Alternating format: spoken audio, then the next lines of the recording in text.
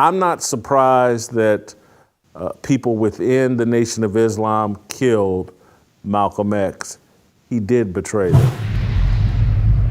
This is Louis Farrakhan talking about the murder of Malcolm X. There have been many allegations made that Louis Farrakhan played a role in the murder of Malcolm X. Here he is speaking to his congregation about Malcolm X and his murder. He dogged the messenger, the man that took him from a pimp, from a hustler, from a stick-up man, and sent him before the world. Now he's dogging his teacher. What do you think we felt? Elijah Muhammad wasn't just a leader. That's our spiritual guide and father, brother. You don't have to order me to kill you. If you attack my father, my orders come from my love. I want you to hear me good, because every Muslim that loved Elijah Muhammad would have killed Malcolm if we had gotten a chance. No, I don't need no damn applause. I want you to think now. We didn't incite that. Malcolm incited that in us. He would have been dead. He would never have lasted a year. Elijah Muhammad told us, leave him alone. Leave him alone. Told me to my face, leave him alone. And I'm an obedient servant.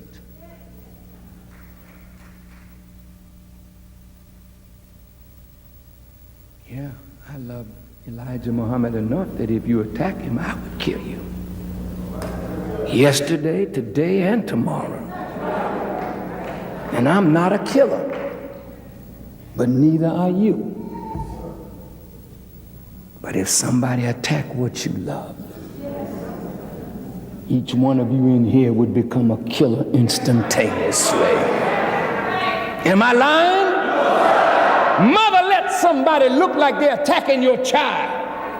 Here's a woman who fought a bear because the bear snatched her baby. And she ran the bear down, screaming until the bear dropped her baby. Love casts out fear. We don't give a damn about no white man law when you attack what we love.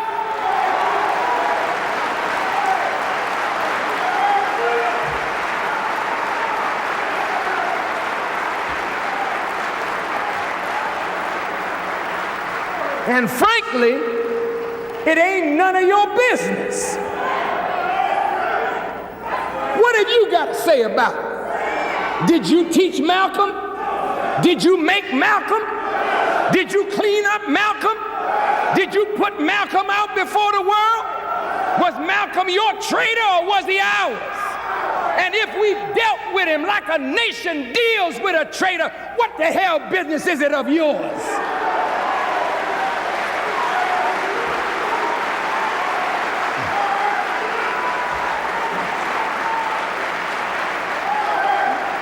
You just shut your mouth and stay out of it. Because in the future, we're going to become a nation. And the nation got to be able to deal with traitors and cutthroats and turncoats. The white man deals with his. The Jews deal with theirs. Salman Rushdie wrote a nasty thing about the prophet, and Imam Khomeini put out a death thing on him, and it stands today.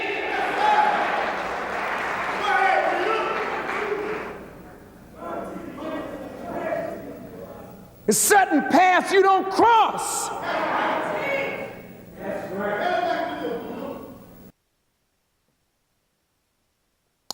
So what precipitated those comments that we did not play is Farrakhan talked about Malcolm X shortly before his death after splitting with the Nation of Islam. He did an interview with Mike Wallace of CBS where he exposed or claimed that Elijah Muhammad had impregnated teenagers within the Nation of Islam, that Malcolm X did a different interview, I think, in Chicago with a different, I think he called it the cusp or something, where he once again disparaged Elijah Muhammad's reputation and character and accused him of a lot of immoral behavior. And it's like, hey man, you split with this religious cult.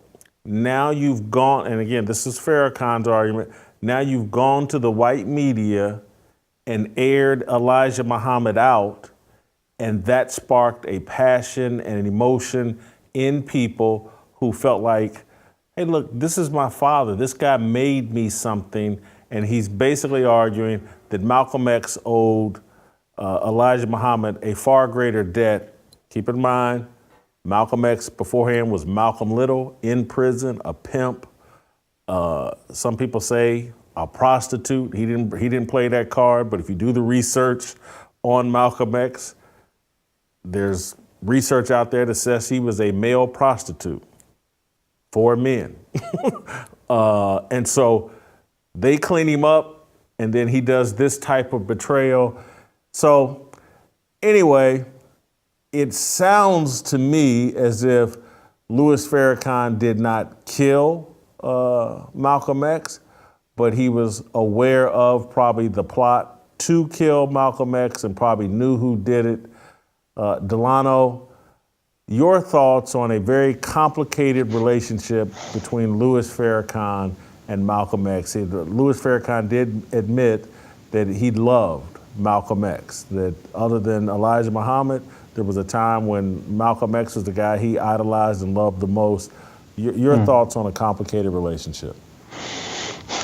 So Jason, I first came across this video some number of years ago. I had never seen it.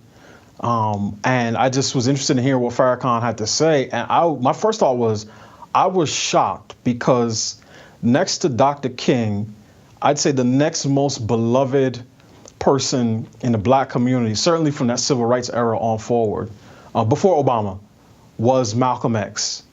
And I think he appeals to, if Dr. King is the head, the strategy to get laws passed that overturn segregation, then Malcolm X is the heart, the fire, the fight, the passion, by any means necessary, that type of thing. And I'd never heard someone speak negatively of Malcolm in this particular way, calling him a traitor and a turncoat, and having an entire crowd of people who the average person was believed like these would be Malcolm X's, biggest fans, who were cheering the notion that Malcolm was a turncoat, a snitch and a traitor, and he got exactly what was coming to him. So my first thought was, wow, I never realized that this view was out there. And then the second thing is, I don't think I've ever heard anyone ask Minister Farrakhan about this message. I believe it was in '93. I'm not sure if it was a Savior's Day sort of speech, but it was some number of years ago. And I don't think he's ever been, to my knowledge, been asked about it. Now, I know in 2000 he apologized to one of Malcolm X's daughters, Atala Shabazz, in an interview on 60 Minutes that I want to say was with Mike Wallace. I'm not sure if I have that correct, but it was on 60 Minutes, and he basically said, I apologize for rhetoric that created the conditions, I'm paraphrasing, that led to Malcolm's death. And maybe that was a peace offering, because I believe at some point prior to that, one of Malcolm's daughters was indicted in a plot to kill Farrakhan.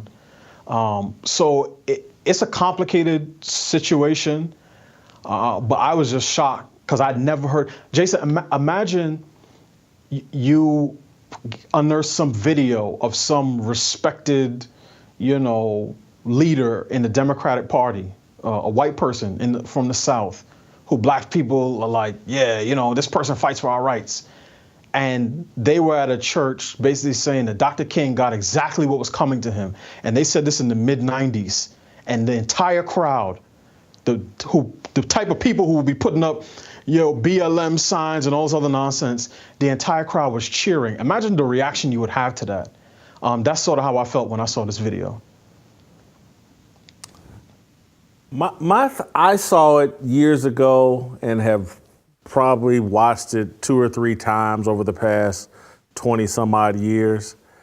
And I gotta be real. I get where Farrakhan's coming from. That was a religious cult that Malcolm X pictured with guns, talking about taking violent steps to defend your rights and your beliefs. It wasn't, if Martin Luther King dying by gun violence or gunshots is much more shocking because he was all about peace. Malcolm X's rhetoric was more about war. And so you live by that sword, you die by that sword. He joined a religious sect that believed in violence and believed in, it's like joining a gang, blood in, blood out. And this dude exited that gang and then went to go talk crap on the gang leader and got whacked. It's like the mafia.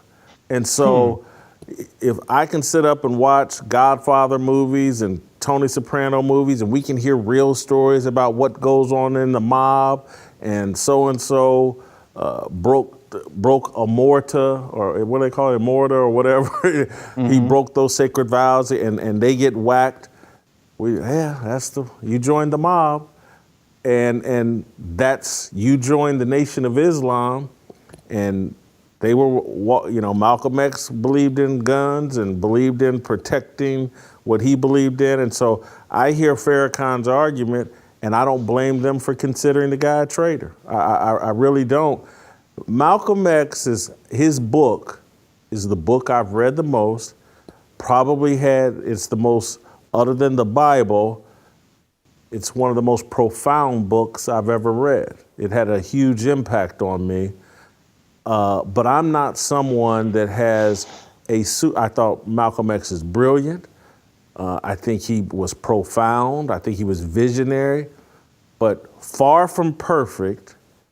And there's part of me is like a bit of a coward.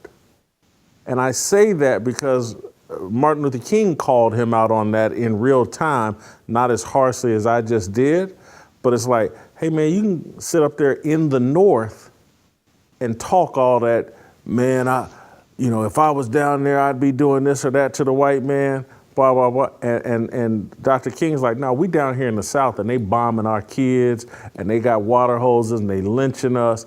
Yeah, it's easy to talk all that smoke in New York or Chicago. We're down here in the South on the front lines, kids in body bags. And I always respected that about Martin Luther King. He didn't say it just the way I unpacked it, but that is the gist of what he was saying.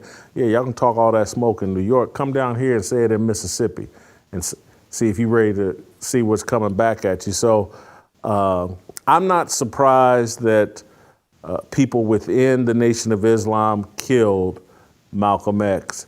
He did betray them. Like what you saw? Hit that like button, subscribe, and check out the full episode by clicking the link below.